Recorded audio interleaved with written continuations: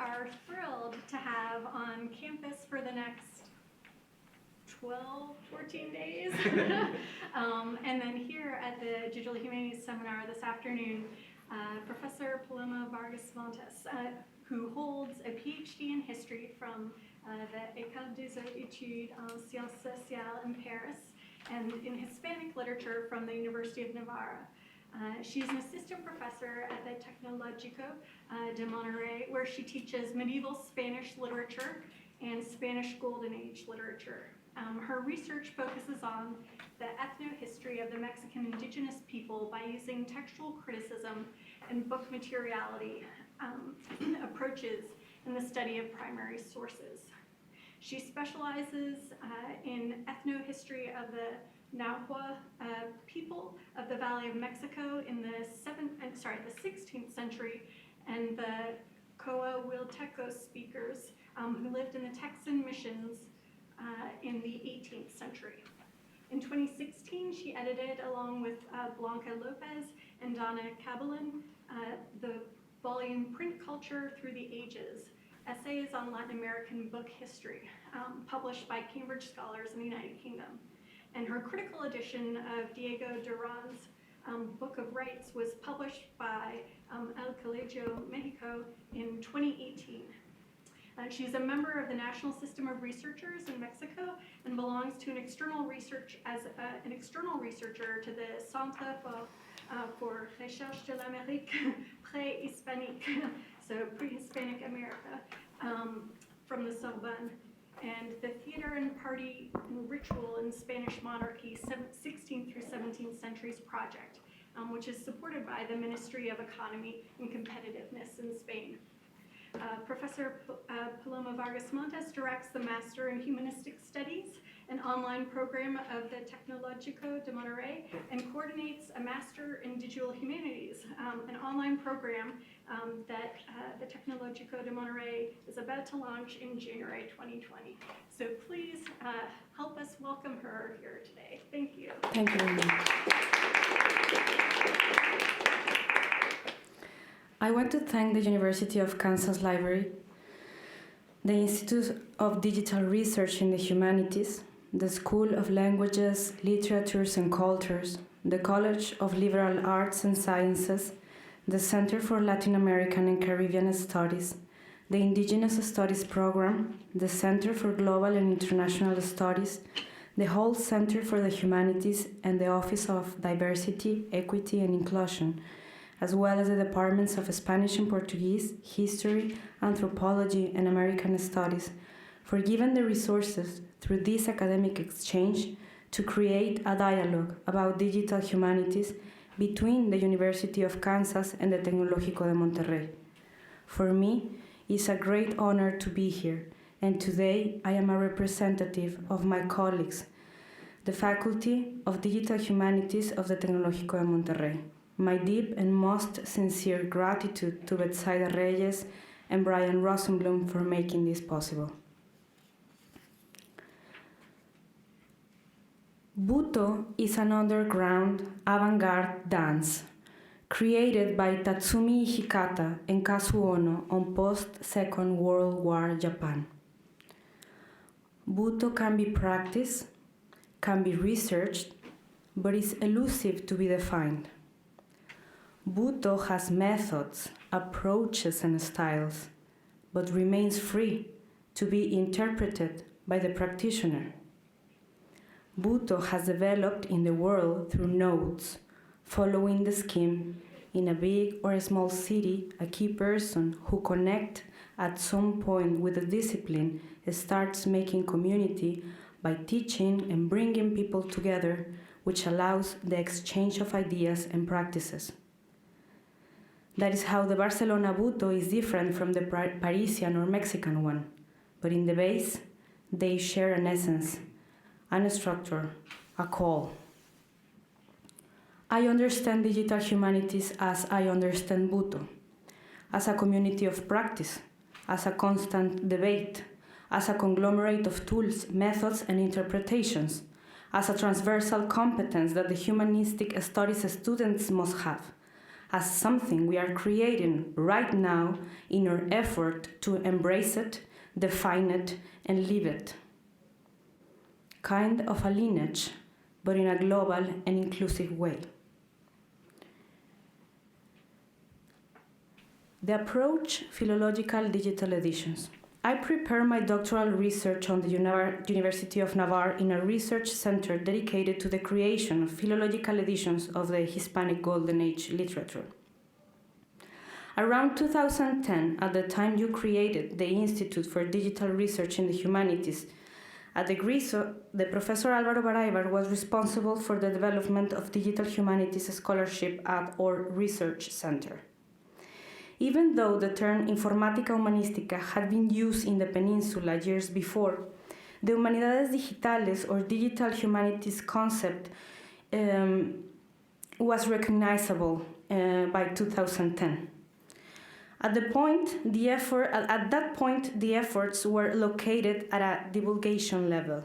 That is to say, blogs and social networks were considered as platforms to share with the society the research products of the group. The researchers, professors, postdocs, and doctoral students started to dedicate time to create, administer, and share their content on WordPress, Facebook, and Twitter. From that way, we have Humanidades Digitales, una aproximación transdisciplinaria, published in Janus 2014, in which Álvaro Baraibar and Paul Spence, who is now director of the Master in Digital Humanities at King's College, discuss, among others, about the possibilities of digital humanities to the Hispanic world. Even though GRISO was dedicated to critical editions, the digital humanities effort didn't contemplate this line of work, at least not with the doctoral students. We kept working with a traditional and analog philological method. That is to say, I was exposed to the text encoding initiative until 2015, when I took the online summer courses of the UNED, the Spanish online university where digital humanities were especially developed in the peninsula. Elena González Blanco and Jimena del Río were the two more recognized scholars associated to the Laboratorio de Innovación en Humanidades Digitales, Laboratory of Innovation in Digital Humanities, where they use text analysis tools to study Hispanic medieval poetry, cancioneros especially. At that time, I was doing my postdoc at Tecnológico de Monterrey, and I admire very much the work done on the Biblioteca Digital del Pensamiento Novohispano, Digital Library of the Novohispano Thought. Free translation, created by Ernesto Priani and Miriam Peña at UNAM. It seemed clear to me at the time that digital humanities had a relationship of synonym with critical editions in a digital support.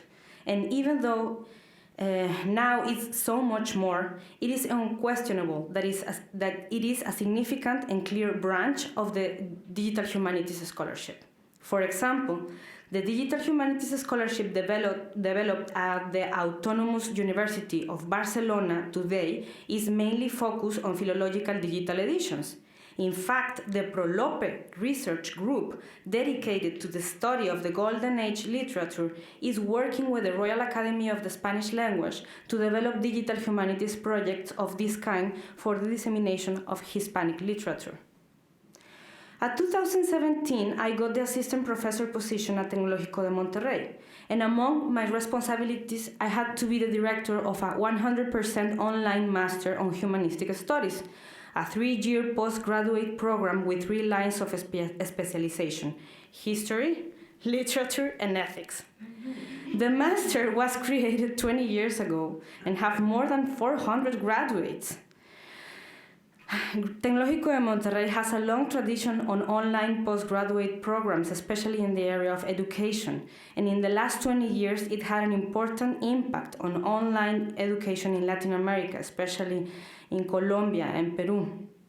However, a new legislation of my institution, taking account of the students, alumni or graduates and employers' needs, stated that all the online programs must be oriented to the developing of professional skills, not to do research.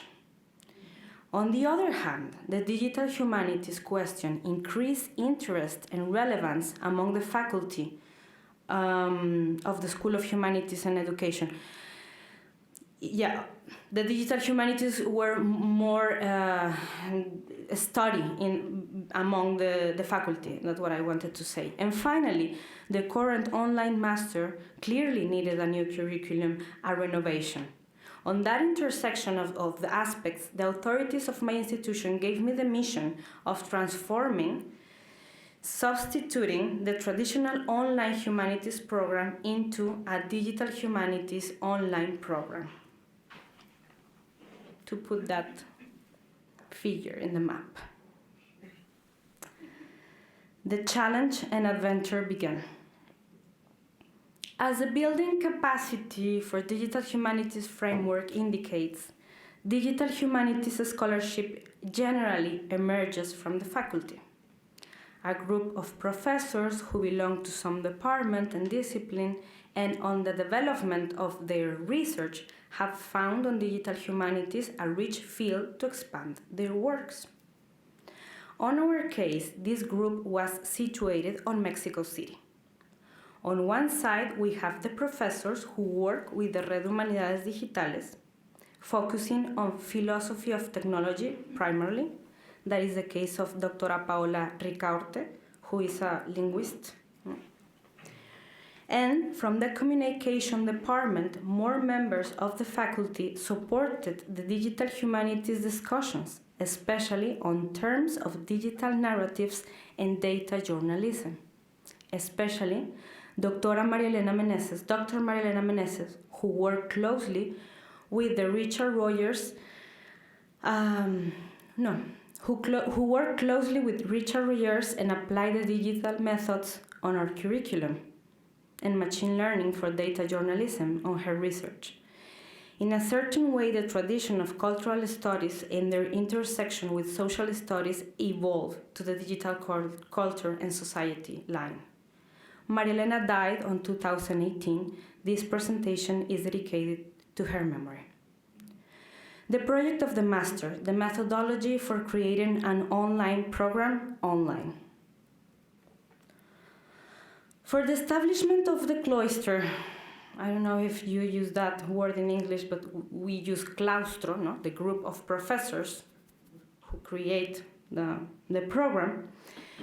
We applied an online survey sent to the faculty of the School of Humanities and Education, 230 professors in total, approximately, to gather information about the state of the digital humanities in our school. 45 people answered the survey. The results show an active participation of the professors in digital humanities research. The areas of digital humanities with which there is a greater linkage are digital culture and society, 44.7%, digital narratives, 31.6%, and digital tools, 21.1%. More specifically, the thematic areas most known and explored by the community were social networks, digitalization, image, text, audio, video, 3D objects, digital edition, web applications, e-learning, and artistic creation through digital media. 42.2% of the professors surveyed expressed that they have participated in congresses and or digital humanities projects. 40% have published scientific and or dissemination products on the subject of digital humanities. 20% have taken courses or training outside the offer of our institution. 18% said that they know or manage at least one programming language. 15% said that they know or manage digital tools to make data mining and visualizations. Likewise, the professors mentioned being linked internationally with the following associations: Media Ecology Association, World Internet Project, Digital Humanities Network of Mexico, Medium of Pompeu Fabra University, the Competences, Latin American Chair of Transmedia Narratives, the CITRIS at Berkeley, Digital Method School of the University of Amsterdam, University of Leeds, University of Barcelona, and Leuven, among others. So the first year was dedicated to bibliographical and qualitative research. Systematic literary review on digital humanities was the first step. Then the design of an instrument of data recollection and in-depth interviews applied to 10 key informants selected by the faculty or cloister. What I'm trying to explain is the methodology that we developed to create the program. We were a group of professors interested in doing the Master in Digital Humanities, but before we started to work, we wanted to know if there was more professors. Tecnológico de Monterrey has 31 campuses spread all over the country. So recently we formed these schools, the notion of a school or facultad, and the humanistic studies and education are together. So in total, in all the country, the faculty is formed by 230 professors that are full-time professors. So we made this survey to know the situation, the state of the question that we have in digital humanities, not only the professors that we know, that we are interested, but all the community. And that approach allowed to more people raise their hands and said, I'm interested, I'm working on that, and I want to be part of the job, of the project, no? The fact that the program is online, it was conceived to be online, opened the possibility to work and design online and to engage professors who probably will be able to teach because the program is online. It doesn't is restricted to Monterrey infrastructure. So we work with that survey. We to establish the cloister, the Faculty of Digital Humanities, because at the instrument, that survey had a question at the end. You want to be part of this, and that's how we started to collect more professors.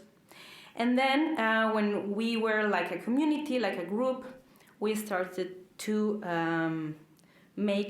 develop the research, like the bibliographical research with this methodology of systematic literary review. And also we developed this qualitative research of having, we created this instrument of interview in depth to interview key informants. The group of professors, the faculty decided with what was the criteria, the relationships, no? They have the links they have in the world with digital humanists who work in different parts of the world to be interviewed in depth. So in this list of persons, I include the informants, 10 informants, and then people who were not interviewed, but that in the process of the design have connect with us, and that their point of view have been taking part of shaping the program at some point.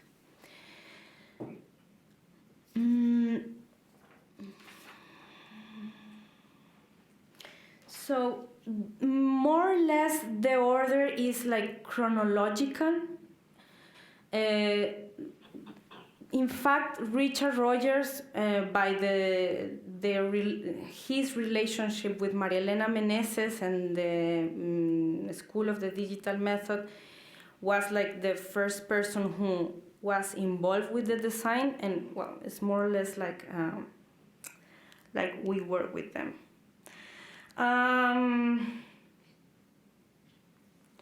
So Richard Rogers of Amsterdam, Paul Spence, King's College London, Jimena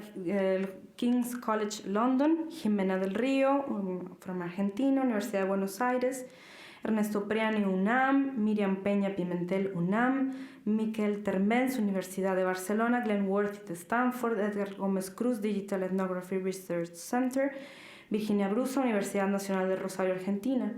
And the Uniandes in Colombia, we have talked about the possibility of having a double certification, like a double degree, but they are like they are not online, but what we have like a strong relationship.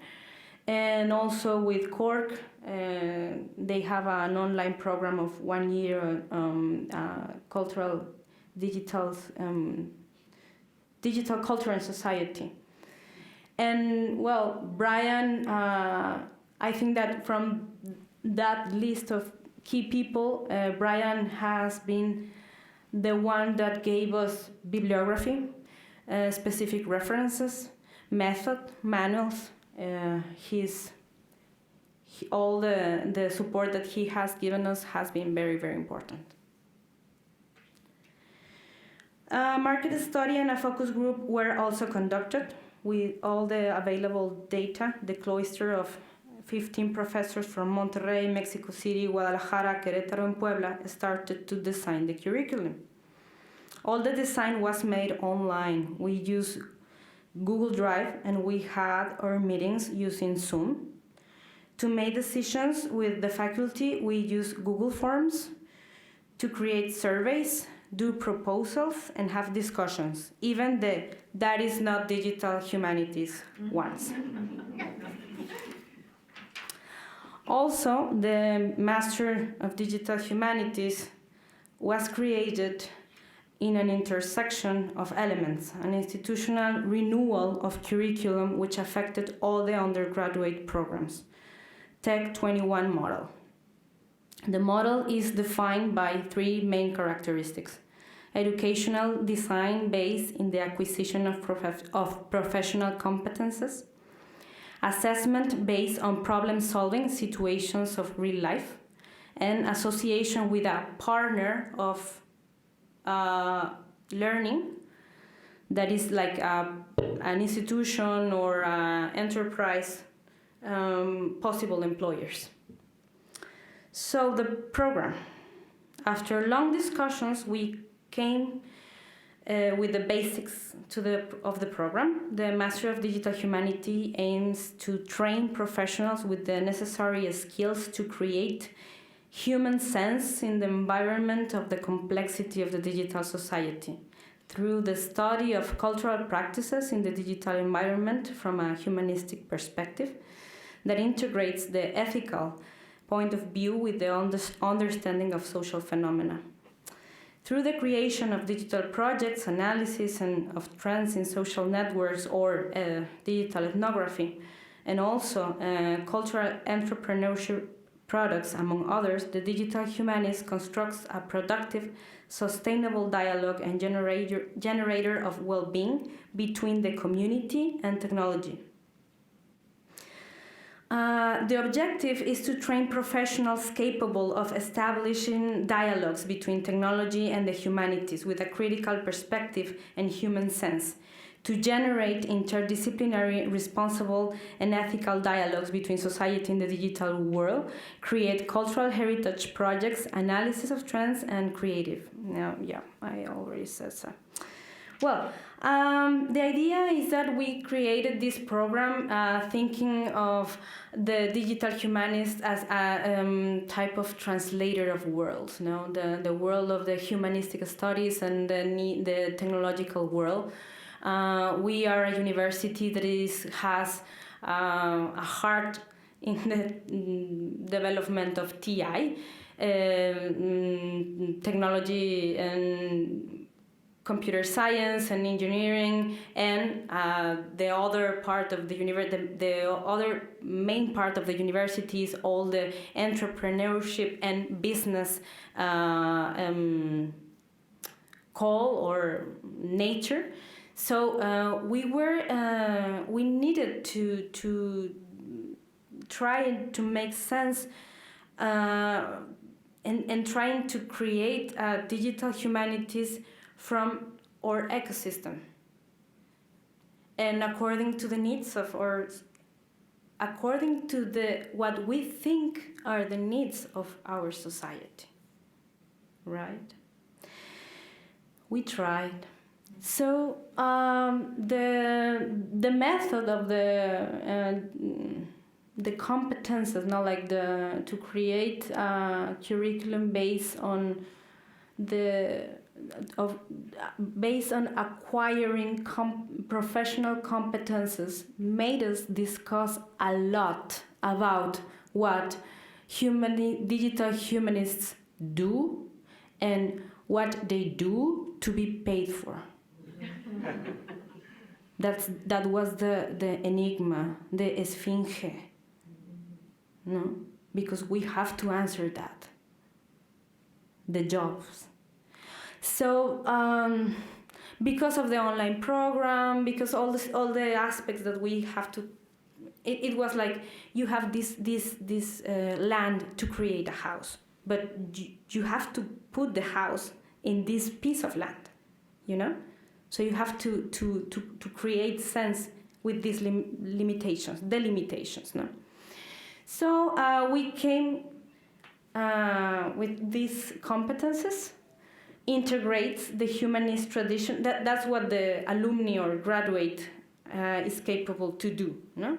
Integrates the humanist tradition with digital methods and tools to generate new approaches on knowledge and knowledge in the humanities.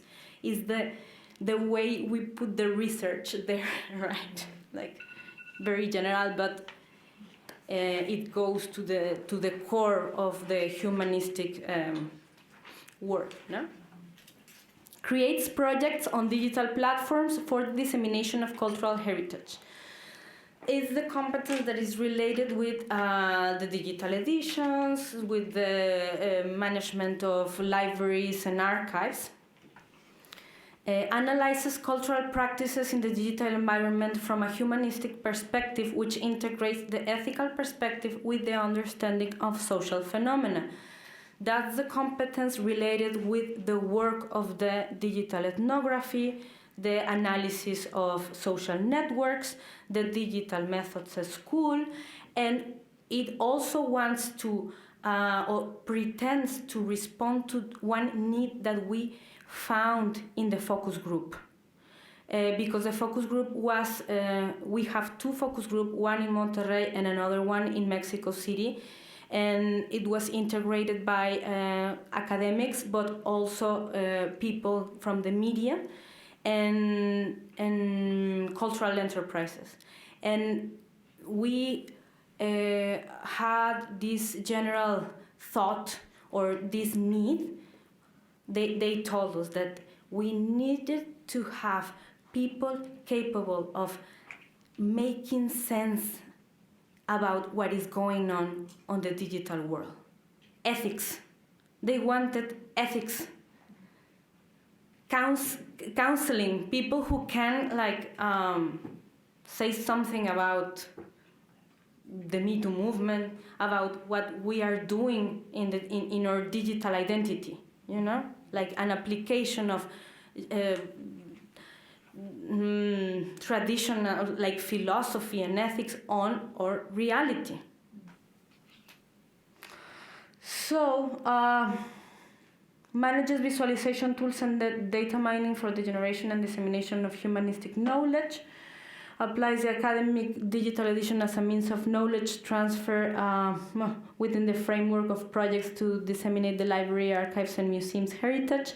It was very important for us to have to put that on the competences that our students must be capable of work with digital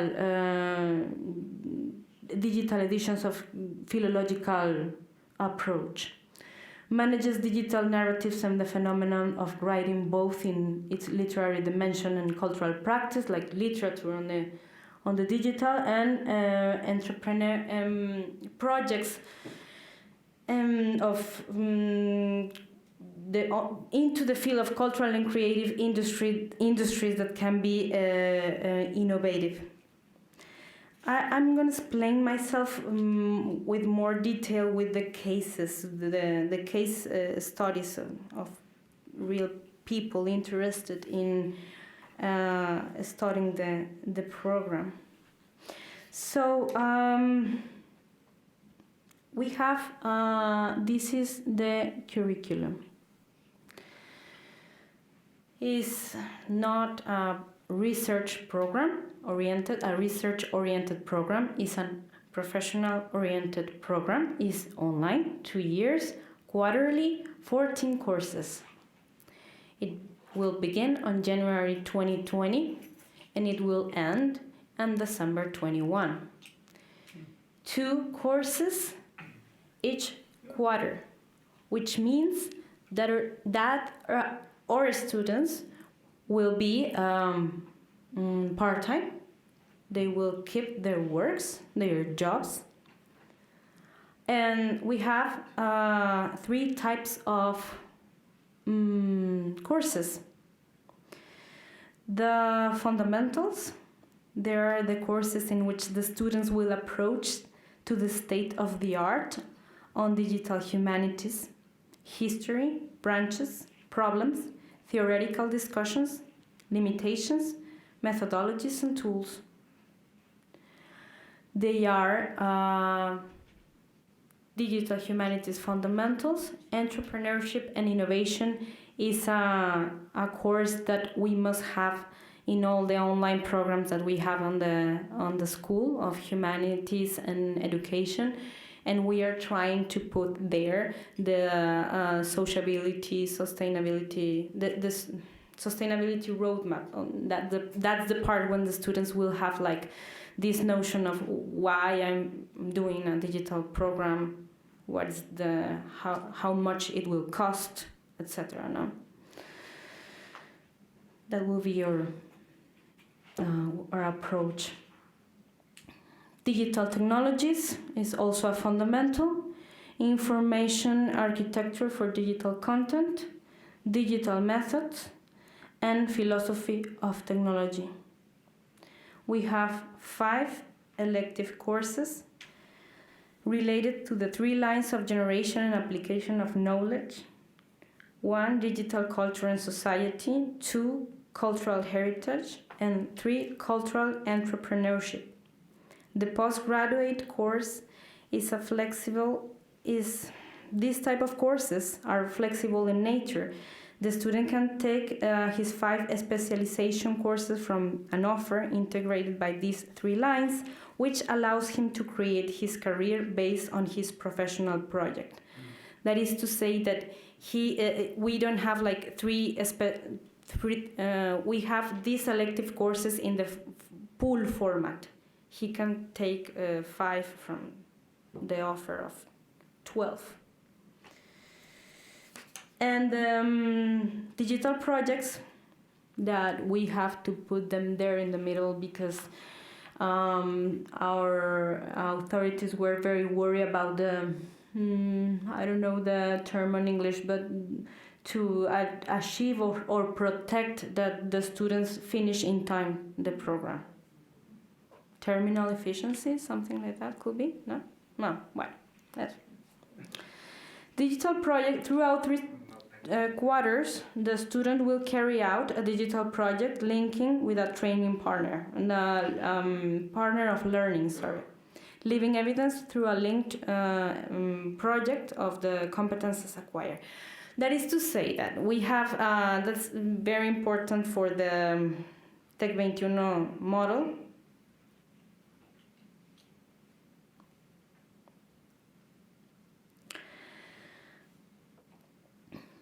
A partner in learning means that our program must be very related to the possible employers.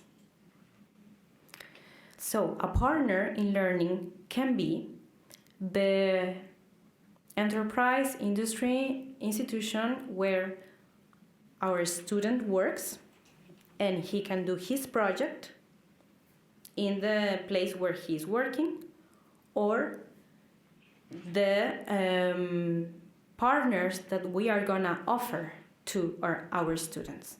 So we're still working on that, but the objective is to allow the students to have these two possibilities.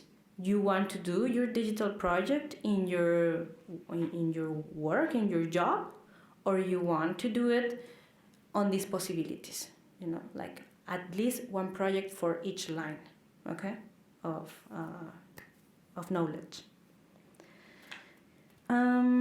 So going back to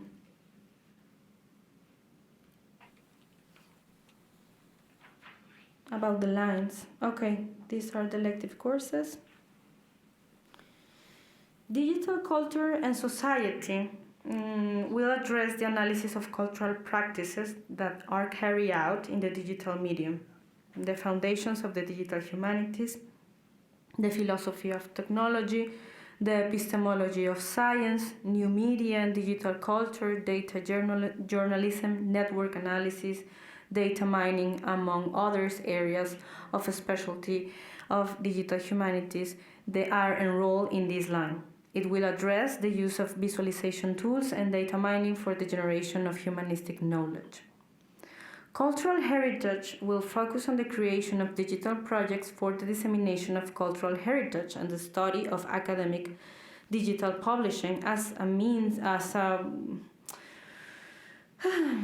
device of creating knowledge within the framework of dissemination projects of the libraries, archives, and museums. It will study digital narratives and the phenomenon of writing in digital media, both in its literary dimension and cultural practice. The cultural entrepreneurship line is focused on the development of digital cultural products that are part of the cultural and creative industry. It seeks that projects that have a social intervention character acquire the entrepreneurship dimension. It is also aimed at artists and creative freelancers who seek to establish a company of cultural turn. Students do not. So the 6 elective courses that we have on the top of the screen are the one that more obviously related to the Digital Humanities scholarship. We will have every quarterly one of these elective courses. But the other possibility is to take one of the above.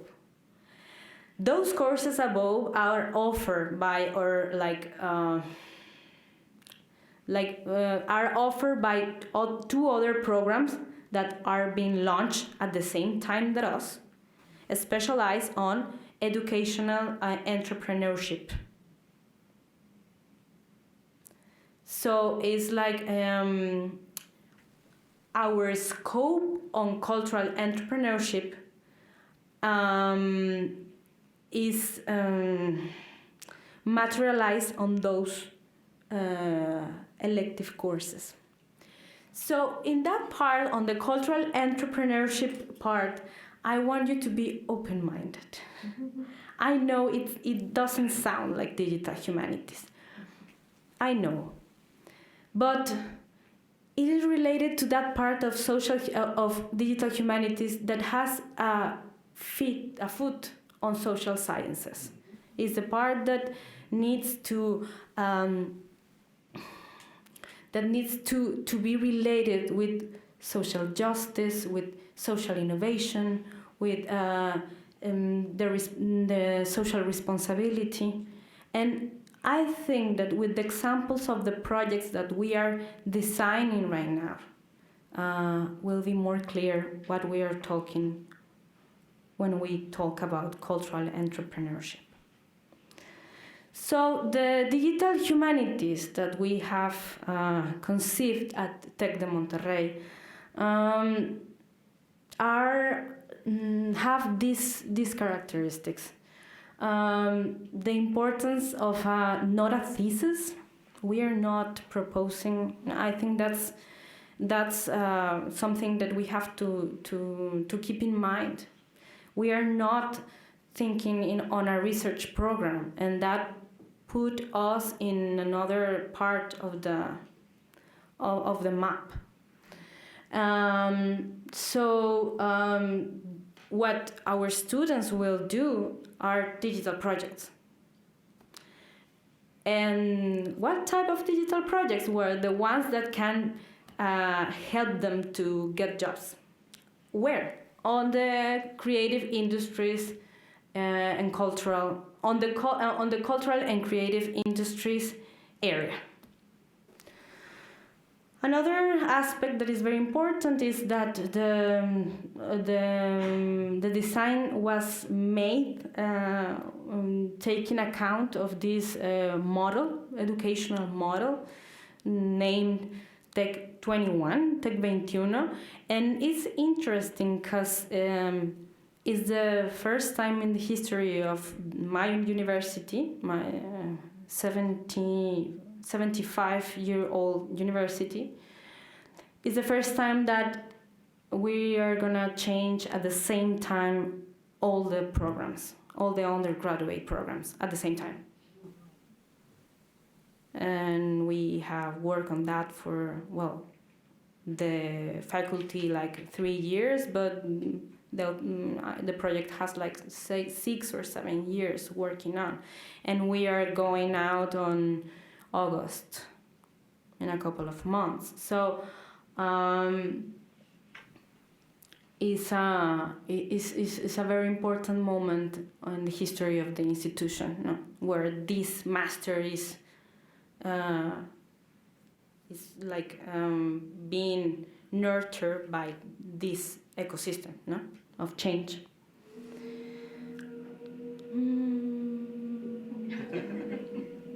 That's beautiful.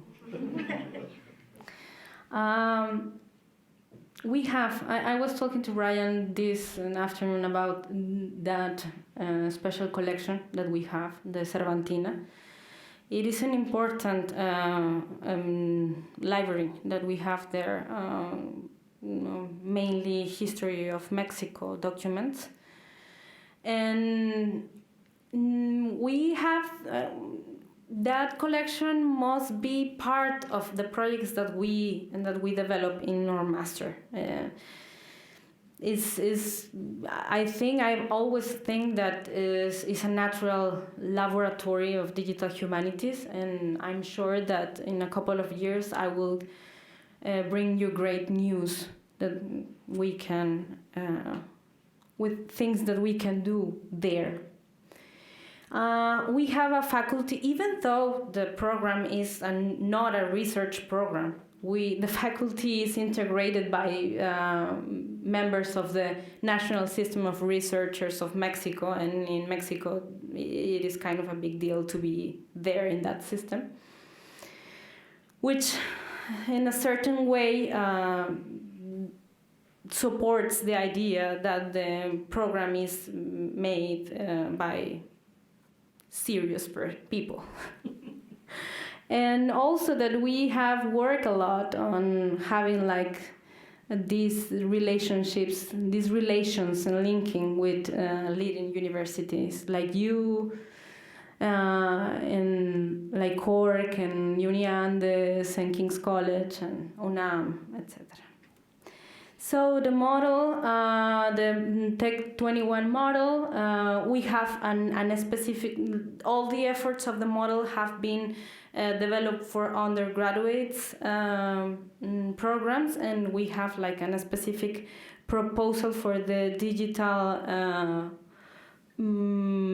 postgraduates program. And well, we have like, in brief, is like these ideas that I already told you about the importance of having like an education based on professional competences, and to have like a partner on learning. And we will have like different type of courses. My crew of professors or my colleagues are working right now. In fact, today they have like a meeting to decide each course, like the design, because in online programs is very interesting. Is very different from the regular courses, because you have to prepare on advance, like several months on advance, all the course, like the text that the students will read, and the readings itself, and the assessment and everything. So we are working on the design of the courses. Now, the first year we will gonna design the first 7 courses, and then another year the following 7. So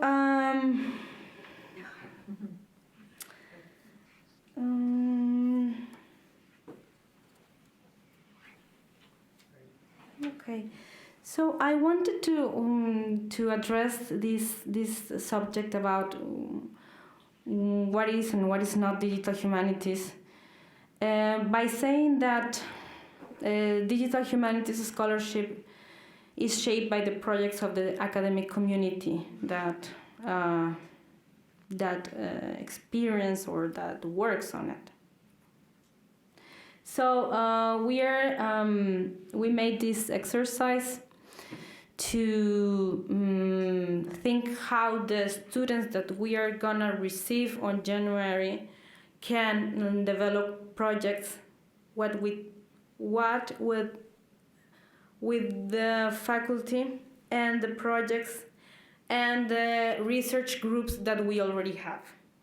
So trying to think in how we will meet their needs, their interests, and the lines of research that we have on the university. So these cases are real. These persons are real. They have contacted us because the information about the master is already available online in some databases and some websites. And the sales equipment, the sales crew, we have like a marketing department in which they have already information about the program. So the program is kind of out there, no? So we have like people that is interested in starting the master. Álvaro Cueva, like my first persona, he is a journalist, a well-known show business journalist. He was on TV for a lot of years and etc. No? He has 20 years of experience in television and print media and radio. He studied communication in our university and is 50 years old. He lives in Mexico City, and he wants to understand the transformation that the media has experienced in digital platforms to better adapt to change. So for me, Alvaro represents all the people that is struggling with the shift from the way that journalism was made and how the media was consumed, like 10, 20 years ago, and how it's consumed now, no? Because even blogs now are like, everybody is like consuming everything on social networks. And it's kind of a problem for like very important enterprise like journals, no? Like have a long tradition, and right now they are like having a lot of problems with that transition, no? Even though we think that this situation of the digital media have been, we are like, we feel like this have been all life, and no, everything is changing very fast. So, well, the project Democratization of Artificial Intelligence that will take place in a coalition among the research group of Communication and Cultural Studies and intelligent systems. From data mining obtained from social networks such as Twitter, visualizations are made to analyze the level of impact of the statements of a certain public figure. That is what Marilena Meneses was working on with Trump declarations on Twitter on 2017. So we already have like research products about this.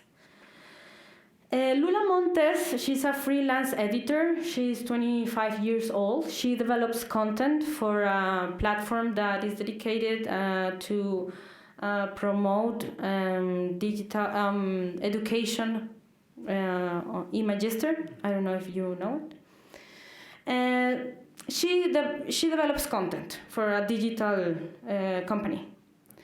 So she has a bachelor degree on Hispanic literature at the Tecnológico in Monterrey. She lives in Monterrey, and in Mexico City is a type of person who lives like in different places. She wants to use technology to improve her skills as an editor and to link with museums and libraries that could be potential clients, in addition to promoting literature in digital media. So for us, the project will be something like academic digital editions and digital narratives, a project that must be developed in a coalition between the Cultural Heritage Group, that is to where I belong, and intelligent systems. From the digitization, marking, and addition of a corpus, a portal is placed at the user's disposal that hosts a specific collection and puts its heritage value in context. Customer example, historical collection of the winemaker Casa Madero. We are thinking on enterprises that can that need to have their archives on online. And the case of Casa Madero is very representative. There are other winemakers on the north of Mexico that have approached to Tecnológico de Monterrey to have this type of service. That is, they wanted to, in order to put their brand out there, they want to like use a historical point of view to study their own documents, no? Because they are the first. Bueno, Casa Madero is the first winemaker of the continent. In the 16th century, it was created, so it has a very interesting history and in the region. So is a real case of possibility that we can have. John Altuna, he's vice chancellor of the University of Mondragon in Spain. He's 40 years old. He lives in Bilbao. He has a PhD in electronic engineering, and he wants to analyze the impact that technology has on the human condition from an ethical and philosophical perspective, as well as develop competences for the teaching of digital humanities. This is the type of person who cannot move to Mexico, but he's a Hispanic person, no? That needs a program in Spanish, and that is interested in the part of the epistemology of science, no? The theory about the discussion about technology. And also the part of the pedagogy, the teaching of digital humanities, because he has a job as into academia, but in the part of gobernanza. So he needs to know about digital humanities in order to create also a scholarship in his own university. So the project must be educational innovation and digital equity, held on the ethics and culture of peace group of research, with the purpose or the objective is generate humanistic knowledge by approaching from a critical perspective to social aspects of human behavior in digital platforms based on the principles of the philosophy of technology. Use this knowledge to develop educational innovation strategies in digital humanities. And finally, the one of cultural entrepreneurship. I went to Sonora to Hermosillo in last October, and I met Yolanda. And Yolanda is a teacher, has been a teacher like 25 years, since she was 20. And she teaches in a community where teenagers that belong to the Triqui community, the Triqui indigenous community, attend to school. And she has been working with the girls for years to help them to value their culture, because they are like stigmatized and sometimes bullied by the other mestizo kids of the class. And she has worked with them to help them to value their culture by helping her to sell their own craftsmanship. No, they do like beautiful textiles, clothing. And she went to my workshop about developing projects on digital humanities because she wanted to know more tools on the digital tools to help her community to be out there in the world. How technology can help me to have a better place to live. So I think that this type of on Tecnológico Monterrey, on the School of Business, they already have the notion of social businesses. They do things like, for example, they go to some communities and CEMEX, that is a material constructor enterprise, very important in inner city. They go to the community and they do social work. The people do social help with the work, and they receive the material.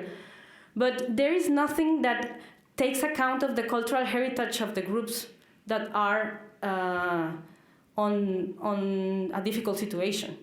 So our proposal from the digital humanities point of view is to, from the cultural heritage research group in coalition with ethics and culture of peace that is very strong in Mexico City, and the social innovation group, that we develop entrepreneurship projects that promote social innovation but giving value to the cultural capital of the community. No? To take the part of the history, the part of the anthropology, the part of the social sciences point of view, to do projects that can have an impact on the society and being well done. So my conclusion: digital humanities from the South. King's College of London Digital Humanities Department offers to graduate students 4 masters: Big Data in Culture and Society, Digital Asset on Media Management, Digital Culture and Society, and also Digital Humanities. We, from the South, with our limitations and our wealth, we have created a digital humanities program which aims to achieve an organic and powerful proposal that in some way needs to offer in one program what in the United Kingdom can be offered on 4. How can we do it? 1, faculty. A very diversified faculty who have found on digital humanities a point of connection. Scholars from communication, literature, history, and philosophy who lived in all the country. Tecnológico Monterrey has 33 campuses across Mexico. Governance limits, number 2. Because of the limitations the institution gave us, an online program oriented to develop professional competences following the Tech 21 model, we have a definite space to work with. This delimitation has been key to not drown on an ocean of possibilities. 3, good use of our resources. No? We are people of the desert. We are used to be poor.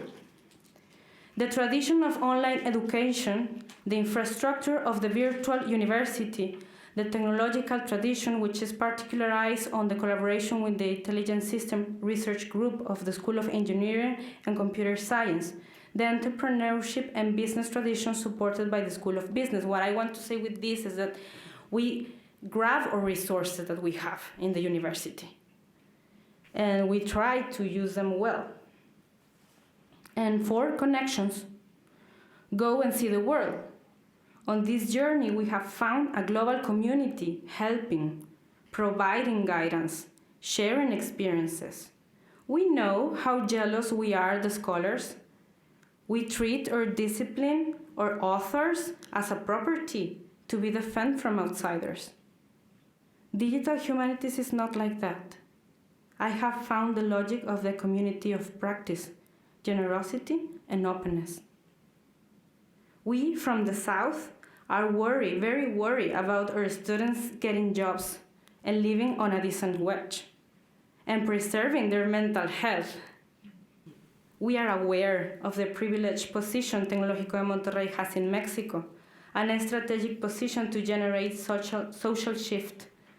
We have conscious of our responsibility, and we find in the humanities, in digital humanities, a fertile soil to develop what we do best, innovation and critical thought for social responsibility. And I wanted to finish with this audio. It's important for me to talk to you about Maria Elena because she was very important to the creation. I'm just a coordinator. She was like the intellectual mind behind all this. So she died in 2018, and the audio that I wanted to put, just 1 minute, is the interview that she. I don't know if we were gonna have audio. I hope so. The interview that she made to Richard Rogers.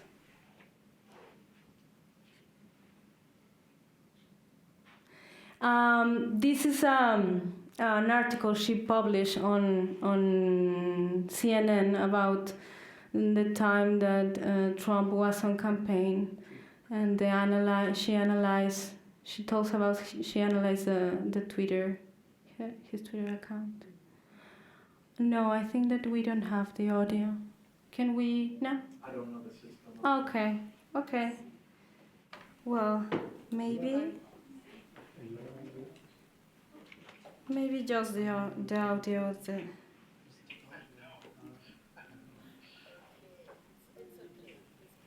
Okay, just give me 1 second.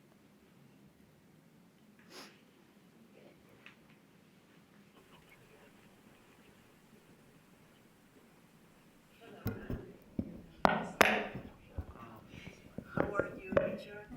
I'm fine too. Thank you so much. Yeah, sorry about yesterday. I had when the dean wants to have a meeting with you, you can't say no. Okay, it's okay. It's okay. That things happen. Okay. Thank you so much for your time. Of course. Let me tell you, we want to open a Digital Humanities Master's Degree program at the Tec de Monterrey. And that's why we are doing some interviews with experts around the world, like you, because we are going to present this proposal to the Tec de Monterrey Council in October.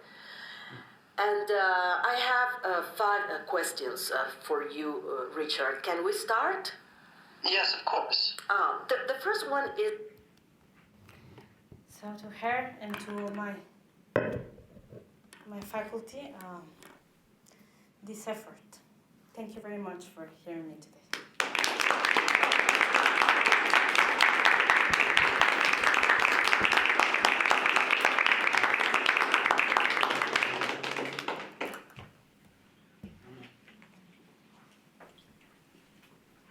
There's plenty of time for questions. Yeah, we have about 20 minutes worth of time for questions. So.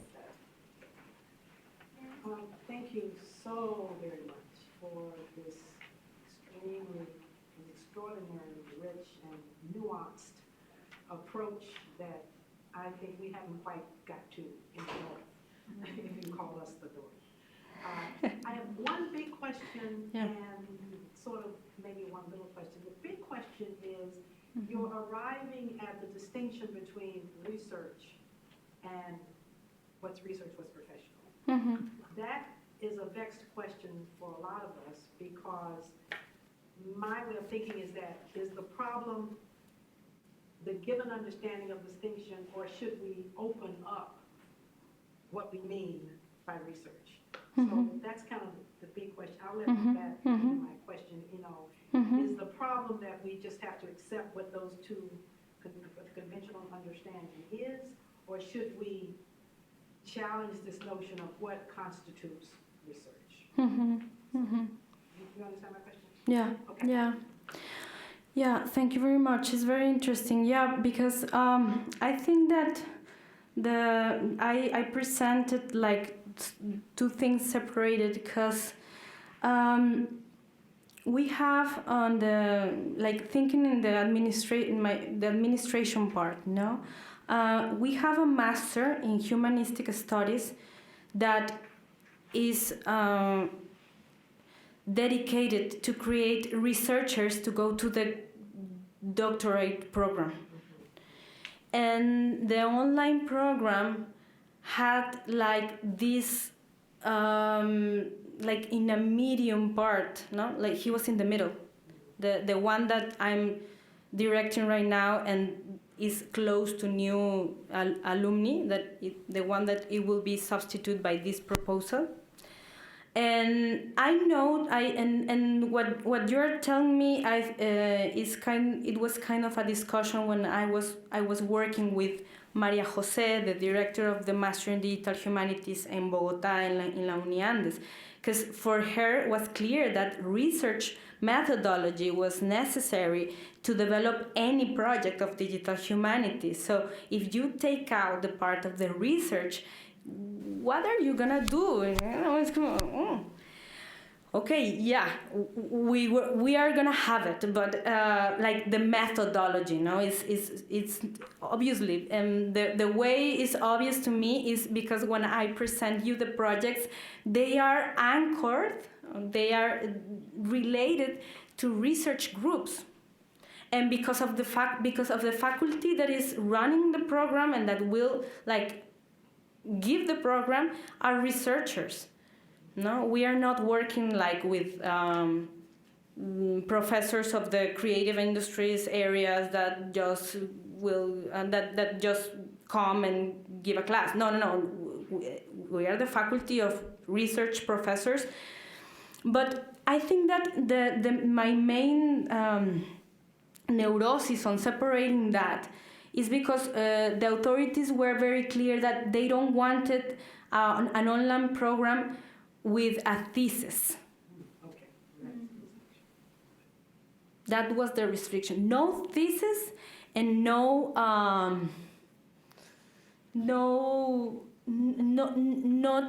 a program that will be like to give students to the graduate program, to the doctorate program, because we already have that.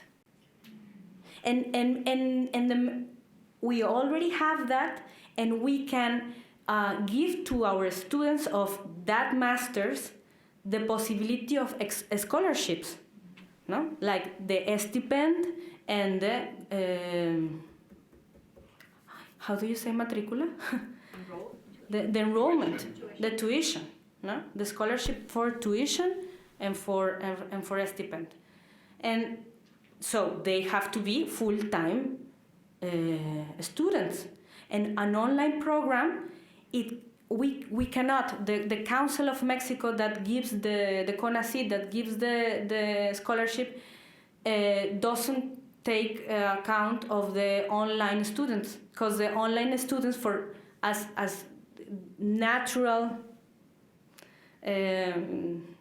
as natural they work. No? The idea is an online program, they work. So if they work, they can't be full-time students. So you can't give them scholarships. So you can't prepare them to be scholars when you are not giving them the resources to be scholars and they don't have time to be scholars. Kind of, more or less. But of course, we have to take on account that the methodology to develop the project must be like the research methodology of the disciplinary areas we are trying to develop, right? Mm-hmm. I think, yeah. Yeah, okay. Any other question? Thank you, Whitney. Yeah, so I just thank you. I'll echo Mariama's point. This was really illuminating, really useful to hear all of this. I loved your definition of digital humanities at the end, right? That it's defined by the projects that the academic community is doing. So that, with that definition in mind, how do you build a fundamentals of digital humanities course? Like, what do you teach in it if the definition is so sort of flexible and really based on like the sort of needs of the students in a professional capacity?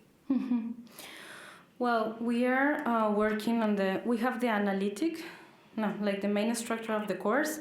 The course has been three different professors have been working on the creation of that first very important course, and I think like the three professors are representative of the three lines of if not specialization, the three lines of knowledge that we are stating, digital culture and cultural heritage, and yeah, mainly those two. So I can share with you like the program, like with the subjects, and it will be great if these days we can discuss it.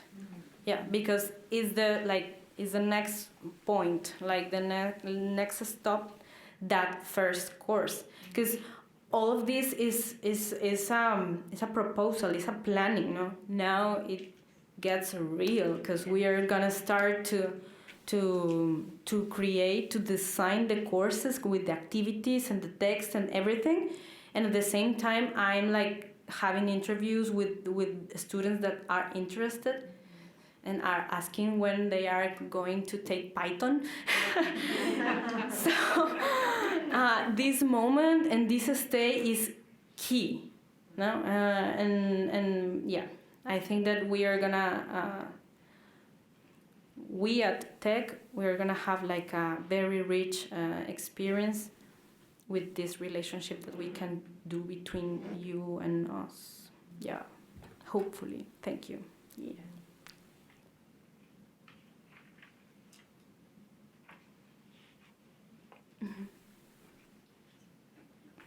So I was really struck by this model for the degree, and I love the attention to jobs at the end, because students need jobs, and the attention to mental health is so important as well. I'm curious about how you talked to your administration about the program. Like, what sold them on digital humanities as a field? And I know you said the term is not always the right term to use to talk about the field, but why that particular language, and how did you convince the administration that you needed this master's? When I met Brian, he last year at UNAM, he recommended me to revise the building a scholarship manual, and it was illuminating because I saw there in text kind of what we were going through in the university, because the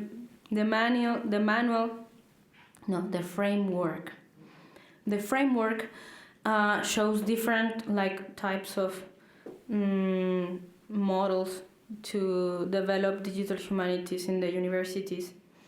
And the logic was, well, there were the models and also like the logics of generally the faculty starts to do academic experiences and create like courses and offers symposiums, etc. And then little by little the authorities start to get involved and start to develop the governance.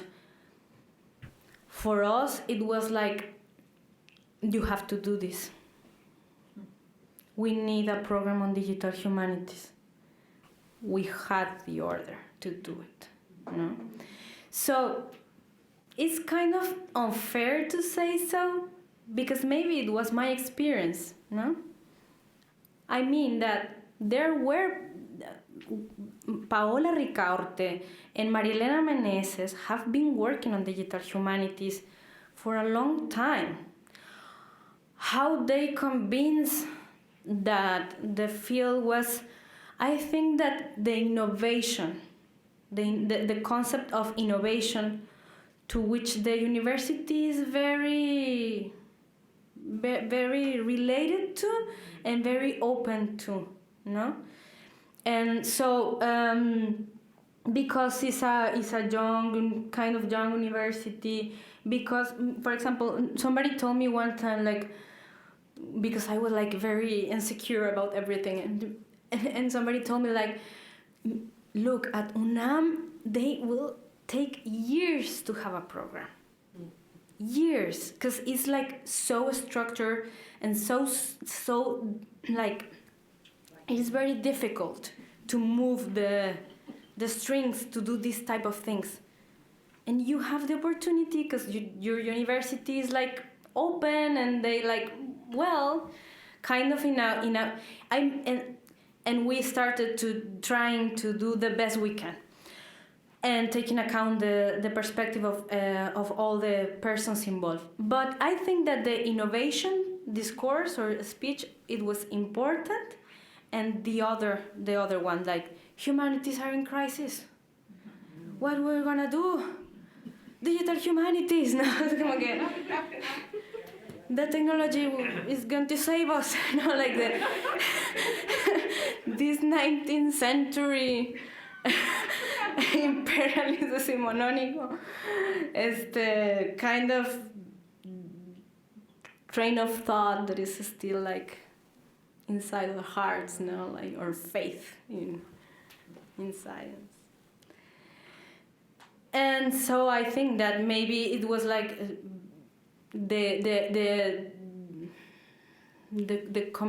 we have a lot of support for our dean of the School of Humanities. She was like had this very important commitment with the Digital Humanities Scholarship. So she's the one that had the meetings with the, how do you say, rector? It would be like the chancellor. The chancellor, yeah. She's the one that has like doing all the work to convince the chancellor that this is the future. Kind of. And well, there was resistance from the faculty, especially from the literature faculty. Sounds true. Yeah. Things like, we are going back to Russian formalism. What happened with all the 20th century? But the historians very happy. No, the historians like, yeah, like big digital libraries. Imagine with what we can do and things like that. The IT people like present me something and maybe. No? We were probably. And the philosophers very committed, like they are like very interested in the part of the philosophy of technology. They want to know what is going on with the digital world. And yes, I think that, well, I have the perception that when we started to work on the Digital Humanities Master, like the faculty, at least the people that are in Monterrey, everyone got like more tranquilitos, como more like, okay, well, there is Digital Humanities now. We are not like, we don't have to do that anymore. Now somebody is doing that, like Digital Humanities is there. We can keep our traditional humanistic studies programs, so everyone was happier. But yes, I think that now is a key moment, no? Because I think that we have developed a lot of expectations, and we have to be, we have to meet that needs, no? Mm-hmm. Yeah. I don't know if I got lost on my speech. No? No? Okay. Yeah, thank you. Yeah. I'll ask you a question. Again, thank you for this, which has been incredibly fascinating. I'm curious how you have gone about cultivating potential partnerships. Of course, as a librarian, when you mentioned the History of Mexico collection and your thought that there's so much possibility there for potential future projects, I was sort of interested in hearing a little bit about that, but also more broadly in sort of cultivating potential partnerships with employers for fostering projects. And the specific example of Casa Madero and others. So how have you engaged in those conversations, and how, for those of us who haven't done that before, do you have suggestions about sort of what makes for successful partnerships with businesses or with other institutions, and building those up so that they will really be useful for the students who pass through the program? I think that, well, we have like an advisory council, no, and to persons or people that are like related to the creative industry area that help us to connect.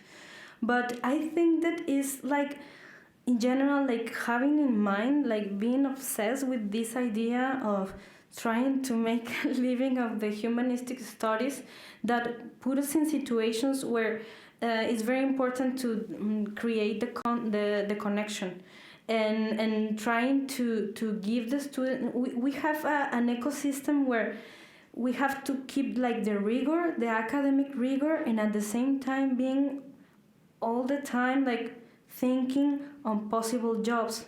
And that exercise, constant exercise, is curious, because it seems like something kind of heavy to be in a constant need of justify your own discipline, no? It is useful because of this. It makes money because of that. But at the same time, it's kind of a noble exercise when we think of mental health, and we think about the jobs we do, and we think about the reality we are in. So about like thinking, and maybe we can talk these days more specifically about the because I can request documents and guidelines specified on the figure of the partner of learning, so I can like give you the documents and we can talk about it, because they are guidelines. They are like a methodology to how to approach which type of enterprise or industries can be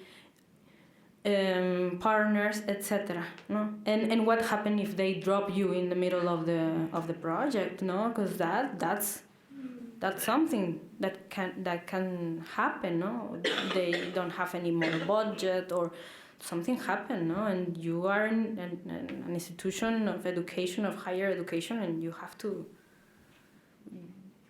take your student and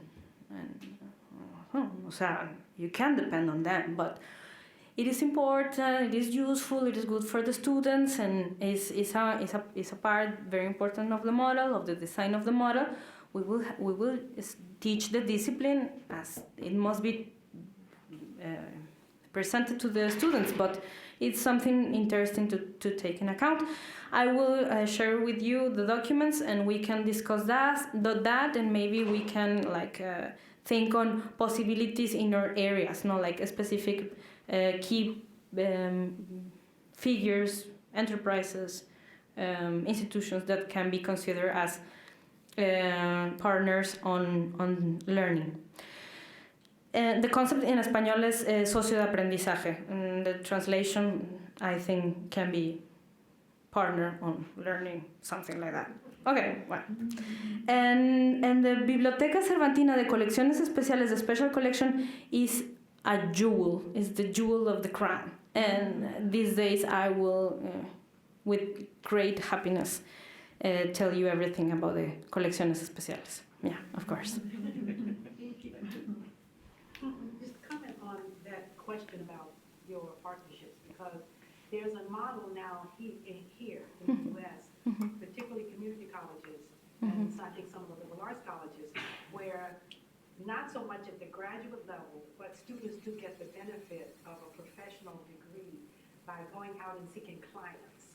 And they do work for these clients, and these clients would not dare divorce themselves from you because they're getting a product. So the clients are getting,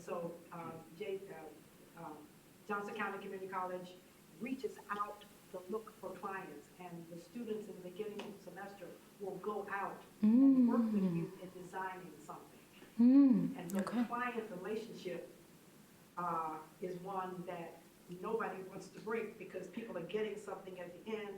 It doesn't cost them anything to do it, whether it's a marketing program, whatever it is that, and so we've had some of our students use that idea when they've been asked to teach professional writing. They go out and have the students get 5 clients, and the clients therefore, and they're doing DH work in this context. So I think we have something like that. So those are partnerships. Those are partnerships. Yeah, totally. We have to talk about that. Yeah, I need those references. Totally. Thank you. Any other final questions?